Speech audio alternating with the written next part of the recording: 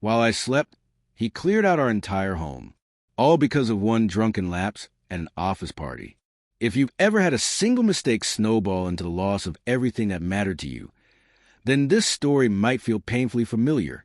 I'm Natalie, 29 years old. Not long ago, I believed I was living the life I'd always dreamed of. I was married to Lucas, 31. For 2 years, we had been building something meaningful, a loving home, a future full of hope, and what we thought were unbreakable dreams. But everything unraveled in a way I never saw coming. The morning it all changed, I woke up with a strange feeling. The house, once full of warmth and life, was eerily empty. Furniture, appliances, even our framed photos, gone. For a moment, I thought we'd been robbed, but the doors were locked and nothing was broken. Then I saw the note on the kitchen counter, written in Lucas's unmistakable handwriting. Happy New Year, Natalie. May your fresh start treat you better than I did. My legs gave out, and I sank into the nearest chair, heart racing. Lucas, my husband, my anchor, the man who stood by me through everything, had vanished without warning. Let me take you back.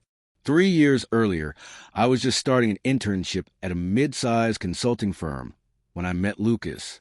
He was a project supervisor, sharp, respected, and quietly confident. I tried to keep things professional, but the chemistry was undeniable. After a few months of working together, we started dating. 8 whirlwind months later, he proposed during a snowy weekend in the mountains.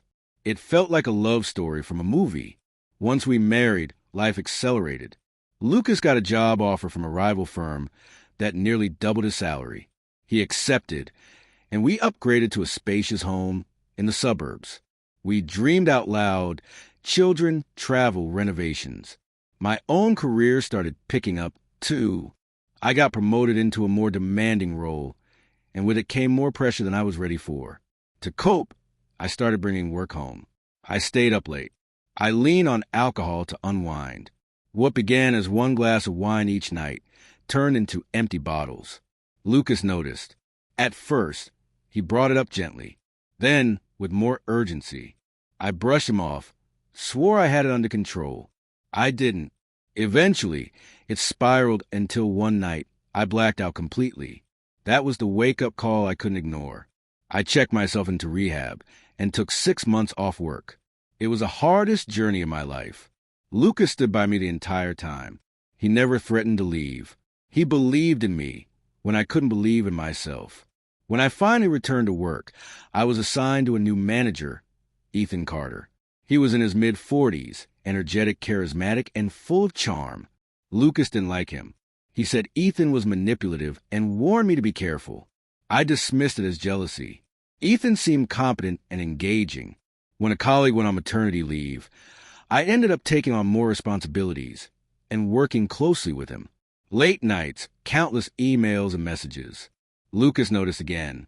He pointed out how I was always on my phone, always texting Ethan. I reassured him it was strictly professional. He didn't believe me. One night, after an argument, I told Lucas that if he couldn't trust me, he needed to back off. Looking back, I think that's when something broke between us. The emotional distance began to settle in. Ethan started opening up to me about his personal life. Late one evening, long after everyone else had left, he brought me coffee and asked how I was really doing. I broke down. I told him everything.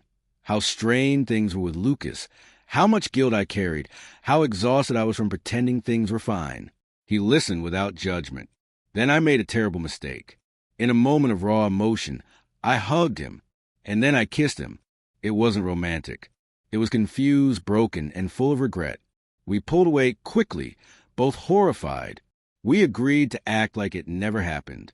But secrets don't stay buried. People at work began to notice the closeness, the lingering glances, the energy between us. Whispers began circulating. Eventually, it all got back to Lucas. One evening, he confronted me and demanded the truth. I lied. I told him it was all office gossip. I didn't mention the kiss. I thought if I could just pretend it hadn't happened, I could salvage what we had. By December, I was desperate to fix things. I cooked his favorite meal. I planned a quiet night for the two of us. I promised I'd switch teams after the current project ended. He seemed to soften. We agreed to start fresh in the new year. Then came the New Year's Eve party at work. Ethan suggested Lucas come along. Maybe it would help rebuild some trust. I agreed. Maybe this would finally put everything behind us. That night, the drinks flowed freely. I hadn't touched alcohol in over a year, but I told myself one glass wouldn't hurt. One became 5. Lucas was clearly uncomfortable. I ignored him.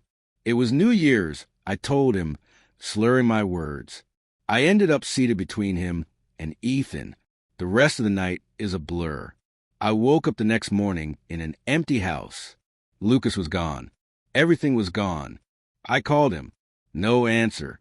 I stared at his note again and again, trying to understand how it had come to this. Still numb, I texted Ethan and asked to meet. We sat down at a small cafe, and he filled in the blanks. Lucas had tried to get me to stop drinking that night. We argued. I brushed him off. At midnight, I toasted with Ethan, hugged him tightly, and then kissed him. Again, this time, in front of everyone. Lucas saw. He left. I sat there, frozen. Tears streamed down my face. I had ruined the one relationship that had survived every storm we'd faced together, and all for a moment of weakness I couldn't explain, and a pain I hadn't fully healed. Now, months later, I live alone in a quiet apartment with bare walls. No framed memories. Just silence. Lucas never reached out again, and I don't expect he ever will. I'm sober again, but the emptiness I feel isn't from missing alcohol. It's from losing the only person who never gave up on me, until I gave him a reason to. Trust is fragile. Sometimes it's not the betrayal that ends a relationship. It's the lies, the distance, and the reckless decisions we try to justify when we're hurting. If someone chooses to love you at your lowest, don't give them a reason to doubt you at your highest.